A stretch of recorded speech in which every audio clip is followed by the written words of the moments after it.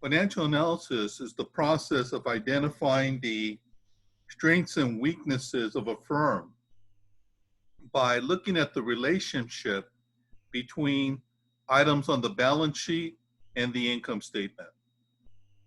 Financial analysis can be done by the management of a firm or entities outside the firms.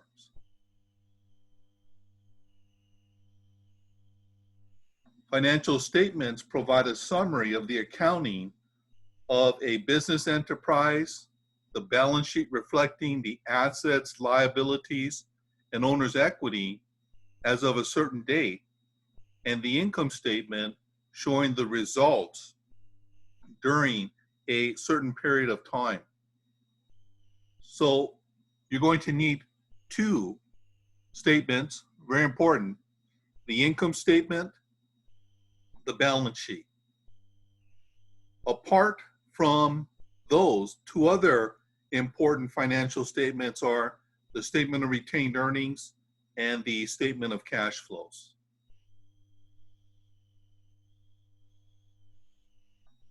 What are some of the objectives then of financial statement analysis?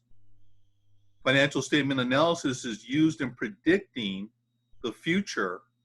That's from the investor standpoint, and to anticipate future conditions and planning actions that influence future events. Management. This is done by management. Three objectives of financial statement analysis is to, one, identify weaknesses as well as strengths of a business. The business can take appropriate steps to overcome their weaknesses and to enable the business to improve its overall financial situation in the future. There are many important steps when you conduct financial analysis, such as trend and ratio analysis in preparing a financial analysis. The starting points are the financial statements, and the financial analysis that we want to focus on today are trend and ratio analysis and basic ratio analysis. So when we conduct this financial statement analysis, you see then that there are many objectives. So what are some of the basics of financial statement analysis? Horizontal and vertical analysis, ratio analysis, earning power and irregular items, quality of earnings. And that's general financial analysis. And again, we want to focus today on that middle block of ratio analysis: liquidity, profitability, solvency ratios. So what is ratio analysis then, right? Ratio analysis involves calculating and analyzing ratios that use data from one, two, or more of the financial statements. Ratio analysis expresses relationship between different financial statements.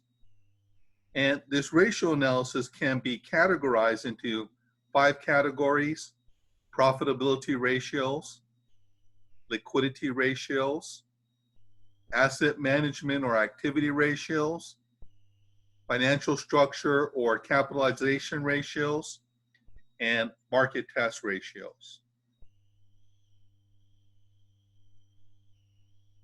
So the first grouping then are the profitability ratios.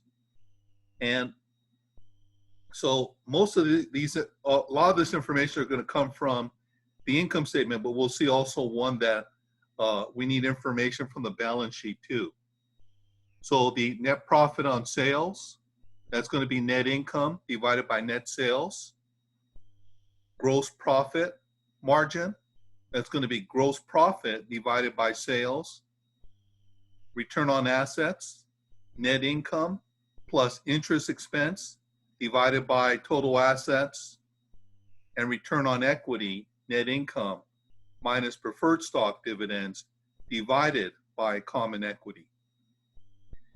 Now in this class, we will never do any averaging because we want to take a forward-looking perspective. Averaging is important if you're looking at the history of a company, but not from our perspective when we want to go out there and use it to assist in forecasting.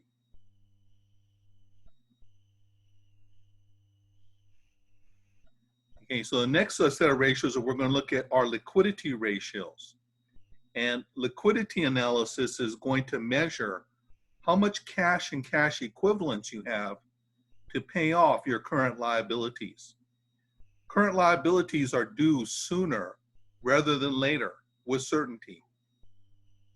You don't want to miss payments on your current liabilities because then you can be dragged into bankruptcy.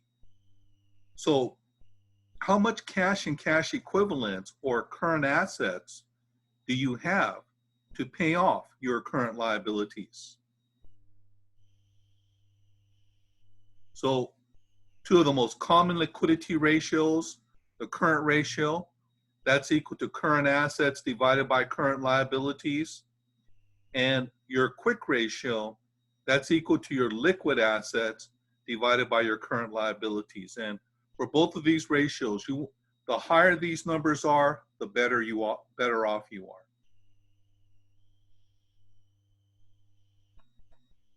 Here are the liquidity ratios again, but with the focus at the bottom one, the quick ratio. In the numerator, it should be current assets minus inventories divided by current liabilities.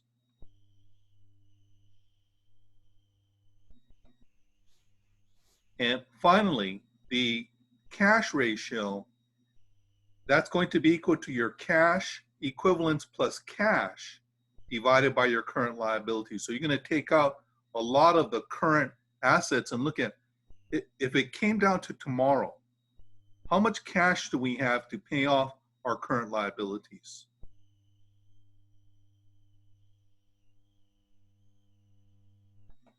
This next set of ratios are your activity ratios. And in your activity ratios, what you'd like to do is measure how efficiently the assets of the company are generating net income or revenues for the company. Assets for the business are expensive, so they better go out there and generate revenues for your business. Otherwise, why do you have those?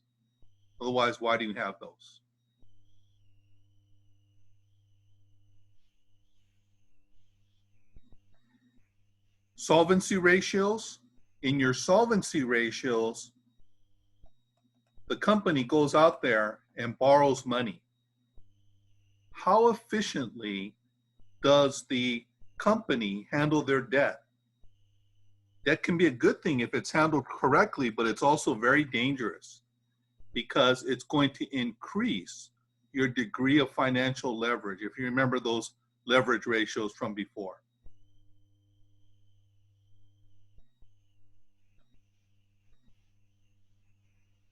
So some of the leverage ratios, the total debt ratio, that's total liabilities divided by total assets. The times interest earned, that's going to be equal to your earnings before interest and taxes divided by your interest expense. Now, your times interest earned ratio, or you hear me call that the TIE ratio, is very important. This really gives you an idea of how well the company is handling its liabilities. With your liabilities, what's going to happen generally is that the company will make the interest payments annually. And when the debt becomes due, the company will pay off the whole debt. They'll make a balloon payment to pay off their whole debt. So on your times interest earned, if that ratio is too low, that implies that the company is having a hard time paying off the interest expense on the loan. What happens when the loan becomes due? And that's the question. If it's having a hard time making the interest payments, how is the borrower going to repay the principal? That's what the danger is.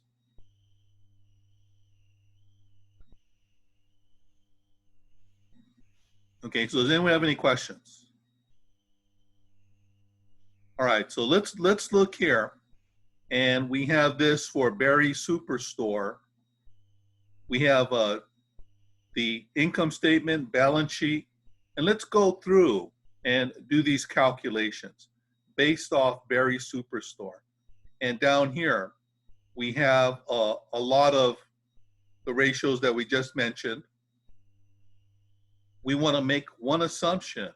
So let's assume that all the sales are done accounts receivable. There are no cash sales. We're just going to make that assumption. And that's an assumption that has to be given to you. Okay, so the first one is the net profit margin. The net profit margin is going to be equal to your net income divided by your sales. So that's going to be equal to 35,000 divided by 120,000 and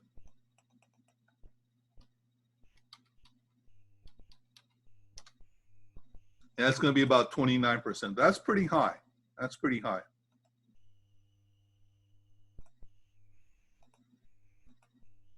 Make the screen a little bit smaller here.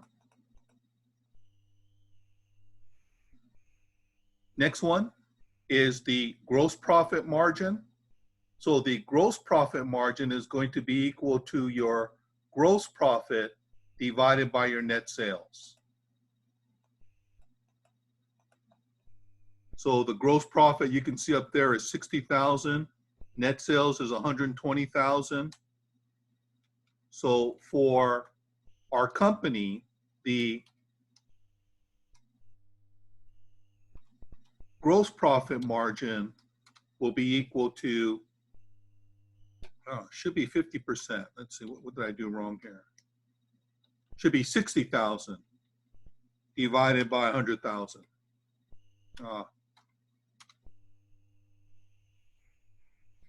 Return on assets or return on investment, that's going to be equal to net income of 35,000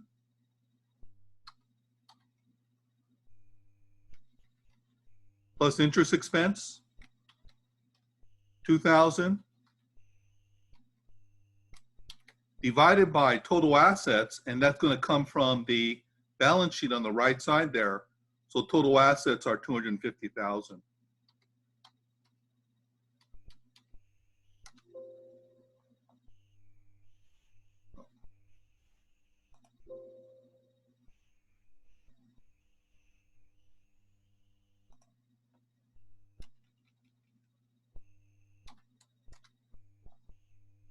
So about 15%.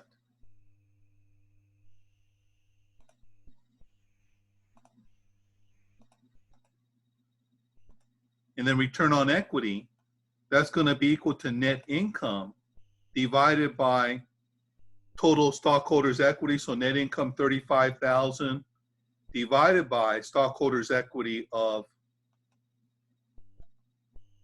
100,000.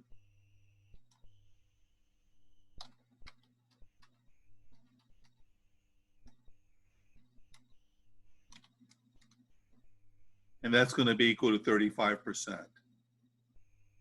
Any questions? All right. The next one we want to do is the current ratio. The current ratio, that's going to be equal to our current assets divided by our current liabilities. So for the current year, we have total current assets of 200,000, current liabilities of 100,000. So this is going to be equal to 200,000 divided by 100,000. And that's 2 times. So for every $1, we have $2 of current assets for every $1 of current liabilities.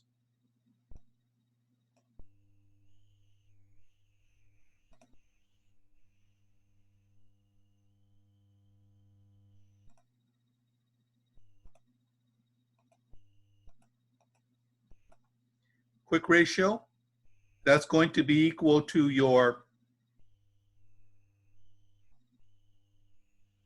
current assets minus your inventory. So 200,000 divided by 40,000 divided by your current liabilities.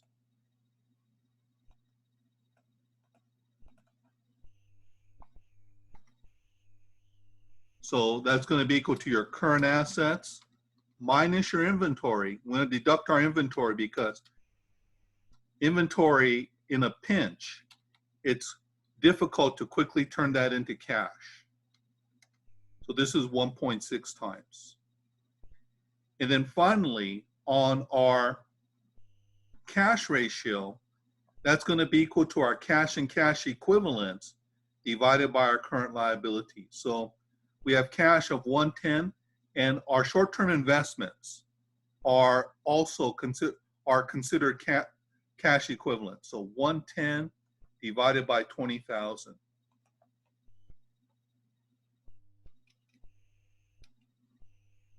No, I said that wrong. That should be 110,000 plus 20,000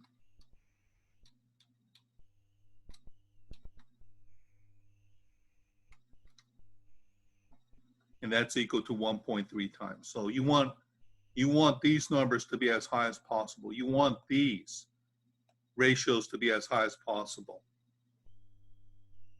Okay, the next one is the inventory turnover.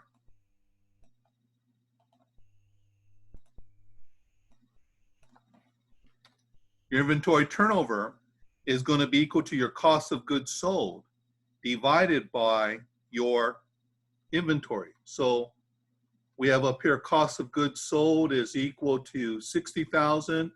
Inventory is 40,000.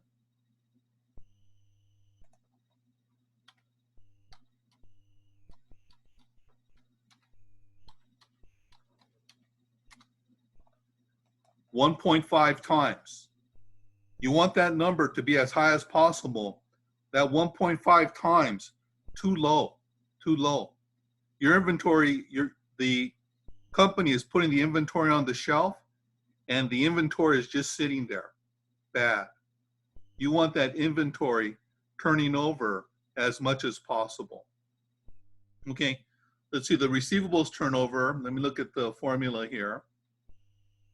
So that's going to be equal to revenues from credit sales. So remember, all of our credit sales are all of our revenues are credit sales, and then divided by the accounts receivables. So in our case, then the revenues are 120,000.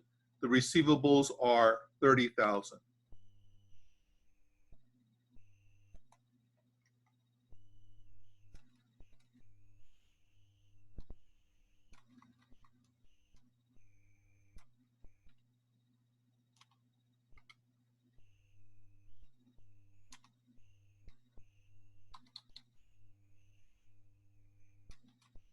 I think it was 30,000.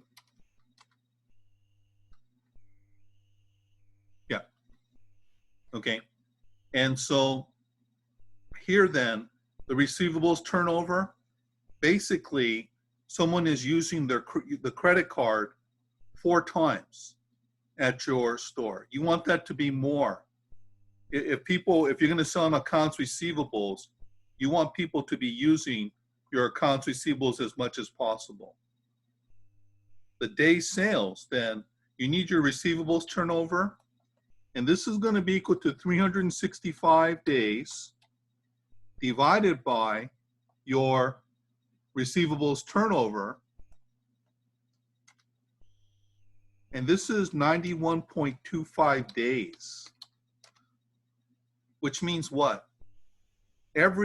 almost 3 months, someone is going in there and doing the accounts receivable sales for your company. Ah, bad. You want them in there every week, right? So your day sales outstanding, this is one time where a high ratio is bad. Sometimes high is good, sometimes high is bad. In this case, this is too high. Your fixed asset turnover, okay, so your fixed asset turnover, that's going to be equal to your revenues divided by your fixed assets. So we see here that our fixed assets are 50,000. The revenues are 120,000.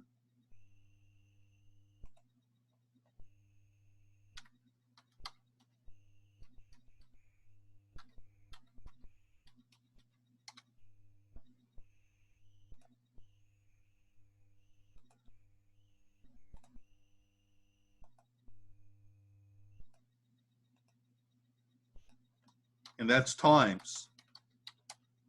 So not that good. You want that to be as high as possible. Fixed assets are expensive, so you want them to generate as much revenues for you as possible. And total asset turnover, you see from up here, that's going to be equal to your revenues divided by your total assets. So again, total assets are expensive. You want them to generate as much revenues for you as possible. Total assets are 250,000.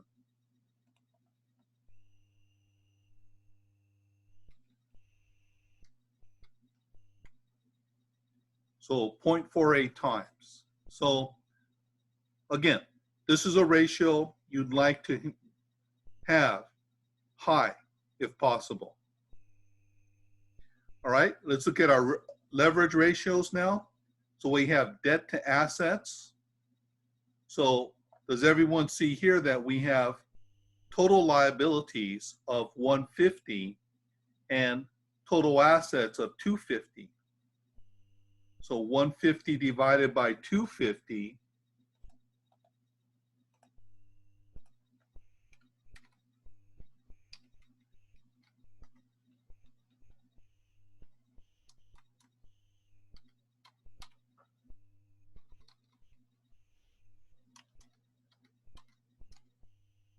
%60%. So this is a ratio you want as low as possible. You want as low as possible. Okay, so debt to capital, I think it's the same ratio. Yeah, so let's get rid of that.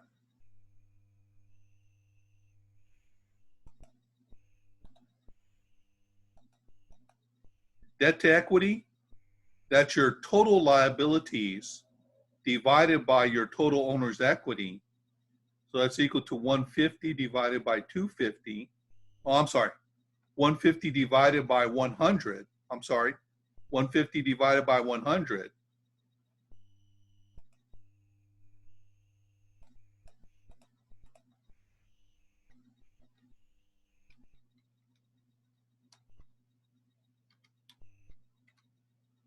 So 150%. Again, this ratio you want to be as low as possible. And then finally, on your times interest earned, that's going to be equal to your earnings before interest and taxes divided by your interest expense. So here's your earnings before interest and taxes, your operating income, divided by your interest expense. So that's 43,000 divided by 2,000.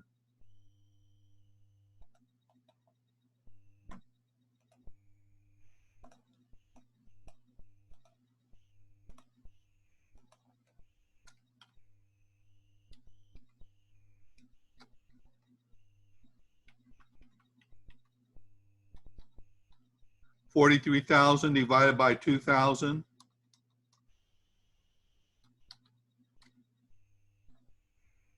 So 21.5 times, that's very good. That's very good. Okay, So no problem in handling the interest expense for the company. So those are the ratios that we want to look at.